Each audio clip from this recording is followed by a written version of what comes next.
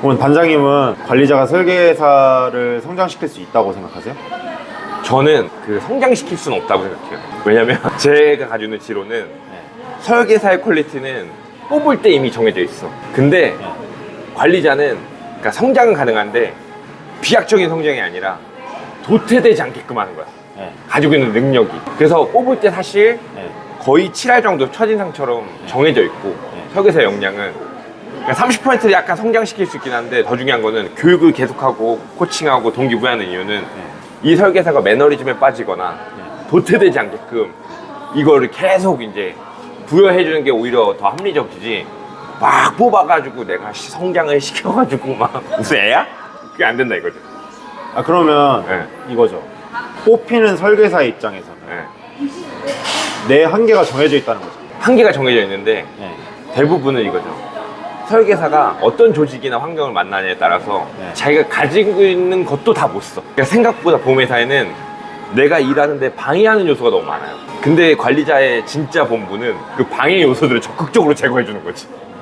적어도 이 사람이 가지고 있는 역량이라도 충분히 쓸 수 있게끔. 저는 여기에 좀 더 포인트를 준다 이거예요.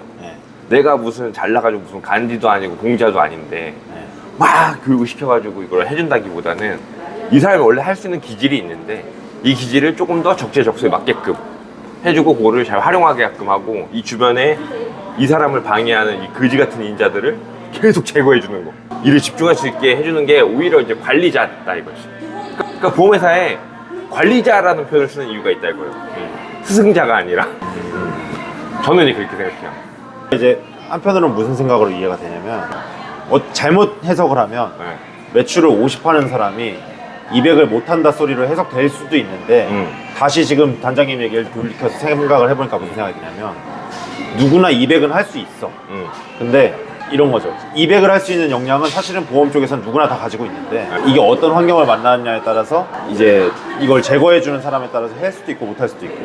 그쵸, 그것도 맞는데 뽑을 때 이 사람이 원래 200을 할 수 있는 사람이 있고 있는 사람도 있어. 근데 이 사람을 아무리 해봤지 이 사람이 500을 하지 못한다 이거예요. 근데 이 사람이 200을 할 수 있는 사람인데 실제로 보면 전사에서 체력이 어떠냐 50, 70 체력인 거야. 그러면 뭐 코칭을 통해 가지고 이 사람은 이제 원래 체력까지는 끌어올릴 수 있다 이거지.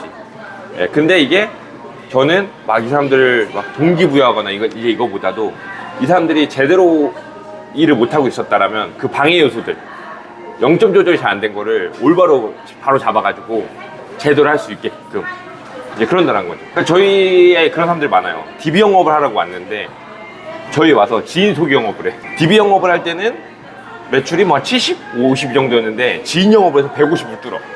그리고 나서 얘기해요. 나는 지인 영업이 맞았다. 소개 영업, 기계약자 영업이. 근데 그런 방향성을 찾아주는 거지.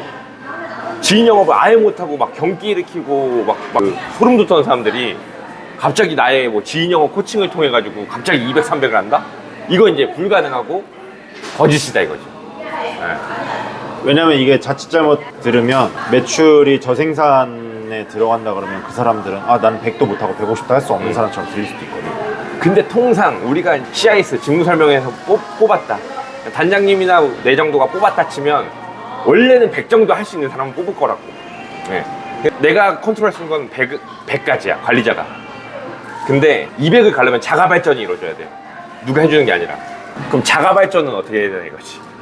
자가 발전? 설계사가 아까 말씀하신 것처럼 교육이 자가 발전의 동력은 아니잖아요. 교육이 자가 발전의 동력은 아니죠. 그러니까 이런 거죠. 그러니까 자꾸 교육을 찾아다니고 설계사들이 그리고 좋은 강의를 찾아다니고. 맞아. 이거는 사실 아무 쓸모가 없는 거라는 거지. 그러니까 제가 요새도 이제 생각하는 게 설계사들이 메타인지가 떨어진다고 얘기를 하는데 뭐냐면 백날 교육을 들어도 그거를 내가 말로 뱉는 연습을 하지를 않고 그리고 백날 열심히 교육을 들어도 내가 PT 할 때 자료로 만들려는 노력을 하지 않고 교육만 열심히 듣는 거죠. 물론 이런 건 있죠.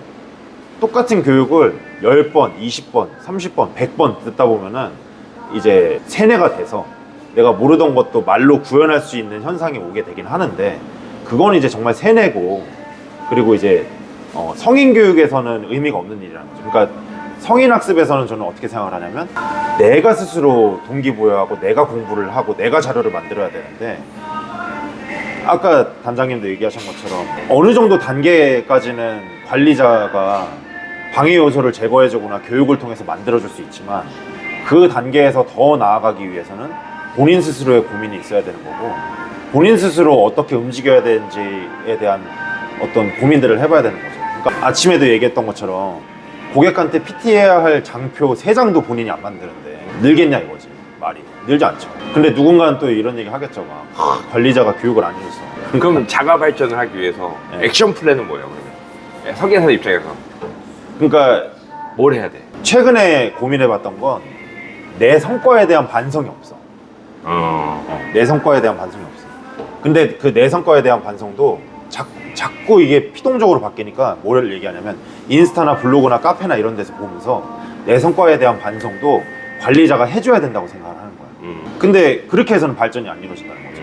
들을 땐 좋아요. 막 씨 저렇게 하면 될 것 같고 와 씨 우리 관리자는 날 챙겨주네 막 이런 생각을 하는데 돌아가서는 하루 지나고 나서 내가 뭘 들었는가를 물어보면 뭐 이런 얘기 들었어 좋았어요. 액션으로 안 움직여지는 거죠. 근데 이게 내 성과에 대한 반성이라는 게 막 어려운 게 아니라 작년 한 해 했던 내가 실적들과 이 계약 리스트를 그냥 쫙 펼쳐놓고 내가 뭘 팔았는지 그리고 얼마를 팔았는지 그리고 한 달에 얼마를 팔았는지 이것만 리뷰해보고 그리고 한 달에 내가 어떻게 움직여야 되는지 요거를 리뷰해보고 종이에다 그냥 써보는 거죠. 근데 이거 얼마나 걸릴까요? 쓰는데 얼마 안 걸리죠. 얼마 안 걸리죠. 그런 기초적인 행동을 하지 않는다. 그 기초적인 행동을 안 하는 거죠. 그러면은 그거는 이제 리뷰에 관련된 거고 네. 아까 얘기한 교육을 들었어. 네. 근데 이 교육을 통해서 사실 만각국선에 의하면 교육이 일주일만 지나고 그냥 말짱황되는 거잖아요. 네. 이거를 자가 발전에 쓰려면 어떻게 해야 돼? 교육을 들은 거를 자가발전에 쓰려고. 그러니까 그것도 이제 여러 가지 방법이 있겠지만 일단 첫 번째로 자기 학습이 이루어져야 되는데 네. 우리가 그게 쉽냐고. 그때나 써머리 같은 거 써보는 거. 네, 써보는 것도 중요한데 그건 또 저는 또 다르게 생각하는 게 그럴 땐 동료를 또 활용해야 되는 것 같아요. 동료? 네, 환경을 무슨 얘기냐면 이런 거예요. 초등학교 아들이 수학을 가르쳐 달라고 그래요 엄마한테. 네. 근데 엄마들이 수학 가르치면서 톡톡 막히는 거 알아요? 알죠. 네, 그건 뭐냐면 모르는 거야. 모르는 거야. 답안지 보고 해결을 해주는 건 모르는 거예요. 네. 그러면 답안지 보고 푸른 거를 자녀한테 가르쳐주면 자녀가 이해를 하냐? 아니요, 그렇지도 않아. 그러니까 무슨 얘기를 하고 싶은 거냐면 내가 이해를 하려고 그러면 내가 뱉어봐야 되는 거죠. 근데 내가 혼자 집에서 벽 보고 그날 배운 거에 대해서 뱉는 거는 사실 이게 쉽지 않잖아요. 그러니까 그런 건 이제 동료랑 좀 시간을 만들어서 또는 같이 RP를 할 수도 있고 저는 지점장님이나 본부장님, 사업단장님한테 얘기를 해야 된다고 생각해요. 얘기를 할 수도 있고. 내가 최근에 이런 강의자를 만들어 봤는데 짧지만 뭐 내가 너무 많은 시간을 뺏기니까 지점에서 5분, 10분 정도 네. 내가 스팟 교육을 하고 싶다 네. 해서 교육자를 만드는 그 시간이 네. 엄청난 성장이 일어난다 이거지. 엄청난 성장이 일어나. 아침에 얘기했던 것처럼 이런 거죠. 단장님이나 저 같은 사람들은 연금 강의안을 하나를 만들면서 이제 연금 강사가 되는 거지. 이제. 맞아. 강의안 하나만 딱 만들어도. 근데 일반 FC가 내가 고객한테 설명을 하기 위해서가 아니더라도 예를 들면 같은 내 동료 설계사들을 설득시키기 위해서 강의안을 하나를 만든다라는 어떤 기조로 자료를 만든다. 그러면 그거는 이제 고객들한테는 엄청나게 파워 있는 PT가 되는 거죠. 그럼 마지막으로 전 이제 수용성에 관련된 걸 여쭙고 싶은데 강의 들었어요. 수용성이 있는 FC들은 보면 그 강의안을 가지고 들은 걸 가지고 바로 그날 가서 써보더라고. 네. 이런 건 어때요? 그건 너무 좋죠. 그죠? 네. 근데 수용성이 없는 사람들은 네. 그냥 듣고 나서 네. 내 머릿속에 저장 하고 그냥 안 써버려. 영업에서 수용성이 되게 중요하다고 하는 이유는 결국에는 저희도 그런 게 있어요. 저희도 이제 원수화 교육을 잘 안 하지만 가끔 하면 이번 주 지난주에 저희가 신한라이프 했거든요. 원보험이 있어. 어떤 수용성이 좋은 FC는 그날 가서 그걸 팔아. 그냥 그날 설계 바꿔버려. 그리고 뭐 미래에셋 들었어? 또 그날 가서 팔더라고. 근데 수용성이 안 좋은 사람들은 자기만의 확고한 지론이 있으니까 새로운 정보가 들어온 거를 차단을 해버려요. 그러니까는 교육을 들어도 내가 오늘 연금 교육을 들었어? 오늘 간병비 교육을 들었어? 그럼 오늘 일단 되든 나가든 안 나와서 오늘 기억이 가장 많이 살아있을 때 가서 얘기를 해봐요, 고객한테. 하다 보면은 내가 이 부분이 막히네, 기억이 잘 안 나네 하면 이 미팅이 끝나고 인간의 본능적으로 이것을 복구해야겠다, 더 채우겠다는 생각이 들어서 하는데 수용성이 낮은 사람들은 그냥 오늘 좋은 얘기 들었어 하고 가서 내가 하던 상담 똑같이 한다 이거지. 그게 저는 또 네. 그거랑도 연관이 있는 것 같아요. 아까 얘기했던 것처럼 성공 경험. 음. 뭐냐면 작은 성공 경험이 설계사를 망치더라고요. 네, 이게 DB 영업에서 되게 중요한데 DB 영업에서 어쩌다가 잘못 만나가지고 너무 쉽게 체결이 되잖아요. 네. 그러면 그 다음부터 안 바뀌어요. 그게, 프로세스가. 그죠. 그게 이제 두 가지로 표현할 수 있는데, 첫 번째가 우리가 확증 편향이라는 게 되게 너무 쉽게 오는 거고, 두 번째는 이경규가 얘기한 무식한 사람이 책을 한 권만 읽었을 때 제일 이제 위험한데, 예, 아주 작은 성공 경험을 가지고 보편화시켜가지고 이제 일반의 오류를 범해버리는 거. 그런 설계사들이 혹시 있더라면은 그것들을 이제 또 이제 맥락이 이어지는데, 그때 너 이거 아니다라고 아, 그렇지. 주변에 얘기해 줄 수 있는 동료 또는 관리자가 있어야 된다 필요하죠. 라는 거죠.